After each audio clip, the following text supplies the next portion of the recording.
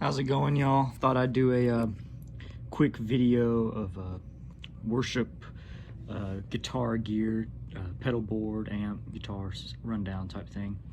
For those of y'all know me, I'm more of a blues rock type guitar player, so I'm usually kind of minimalist on the effects, going into a cranked up amplifier, typically a super reverb, a vintage super reverb, with a little in the way of effects, usually just like one overdrive pedal, fuzz, something like that. But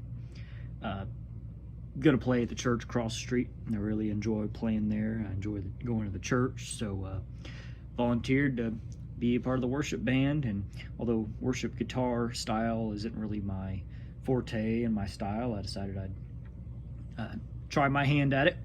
So let's go over, first off, I mentioned super reverb, and I did bring a super reverb to the initial rehearsal, the audition and rehearsal, and it was just put on like 2 off stage, mic'd up, because, you know, very quiet stage volume on these worship gigs. Again, something I'm not really used to playing in ear monitors. But I blew a speaker in it. With my own extracurricular activities, not with playing with the church group. Again, I like to just plug a Gibson or Fender into it and crank it all the way up. And those 60 amps with original speakers in it, they don't like that for too long.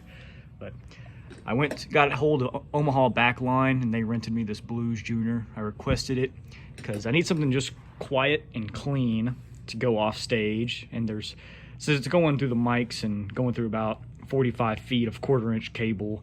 You know, I don't need to get picky with an amp. This will do the job. And something like a Hot Rod Deluxe or a Vox would do good. But I like the Blues Junior because it's lightweight. I can just carry it and be out of the way off stage too. You know, there's 8 other musicians that are playing. Yay! There's my son. Being happy about Wreck-It Ralph. Yeah, so I'll just run through this real quick. Kali 76, I don't typically play with compressors in the style of music I normally do, but this works really great with worship style, and this is the best compressor on the market. It just keeps everything nice and level and tame, and I can actually, with the amp being off stage, this is on the entire time, I can control the entire output of the entire rig right there with that knob. Fat Mod pedal, it's like a Keeley modded blues driver, and that is on all the time as well with that. Again, not necessarily in the kind of music that I typically play, but it works really well for this. It just adds a little bit of crunch, and I'll demonstrate the pedals here in a minute. It cleans up really well with the volume control, so I can just keep it on all night, all day, all morning. Archer pedal, J-Rocket Klon. I love this pedal for everything I do, really. I really like this one. I typically run it like that and just kind of boost an already cranked up amp, but since I'm not really cranked up, and a lot of people don't realize the gain knob on this is really, really sweet. They usually just always run it down and run it as a boost, but these two together complement each other really well. Very typical for a worship band setup to have a kind of transparent crunch, something that doesn't really change your level or change your EQ, but just adds a little bit of crunch, and then something that's kind of more mid-boosty and compressed, and then pairing those two together. A lot of stacking overdrives in the sphere of music, something I'm not really too used to, but I'm getting used to it. Echo Rec pedal, I'll demonstrate that. It's just kind of a rhythmic, long, pretty delay. Again, very common in this style of music, as well as Flint Reverb tremolo, one of the best reverb tremolo pedals on the market.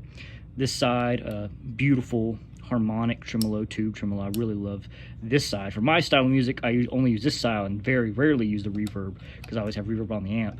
But if I don't have reverb on the amp, or if it's noisy, because again, I play vintage amps, sometimes the reverb tanks get noisy, I'll put on the 60s style low mix, you know, just kind of a good Fender amp reverb sound. But for this, I'll use that, you can see that 70s, kind of a hall, digital long hall delay, very common in this style of music. And yeah, I'm gonna turn the camera around and set it down here and just kind of play through some things. Sound quality is not gonna be great going through my phone and playing. I'll probably be at this actual level for the gig, because again, I don't need to be too loud. It's basically the amp, because it's off stage in a little corridor. It's kind of like being mic'd up in a isolation room, isolation box, so that amp actually doesn't have to be that loud to go through the top speakers. This is just with the compressor on.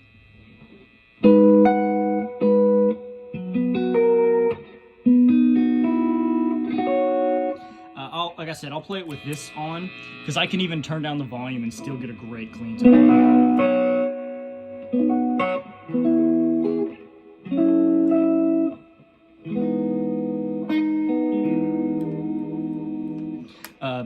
Yeah, so let's see. Here's that delay sound. Here's a cool thing about that delay.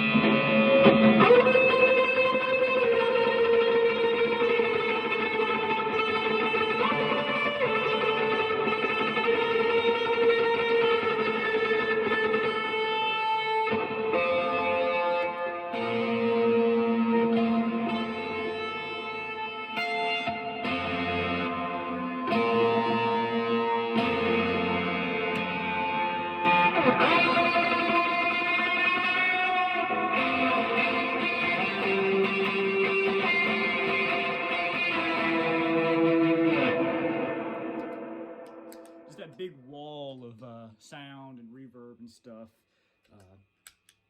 But like I said, I'll keep that overdrive on the whole time.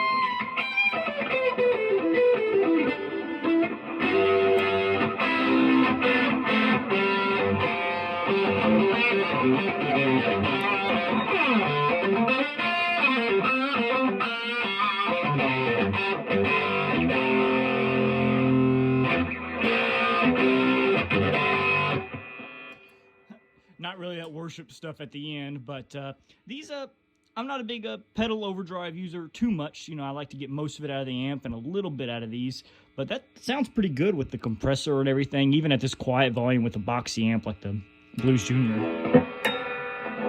Let's see here.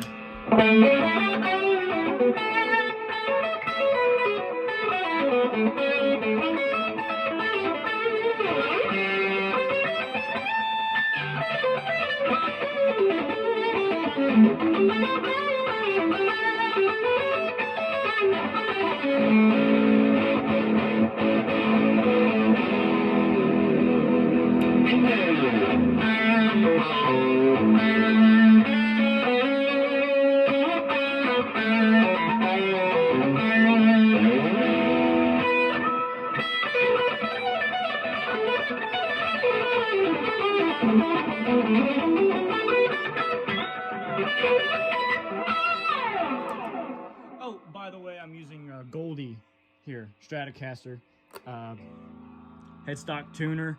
I don't really use pedal tuners anymore these days, but I always take it off before I start playing. Yeah, don't keep your Headstock Tuners On, guys. It's amateur hour. But tune in between sets. Yeah, that's it. Hope you enjoy.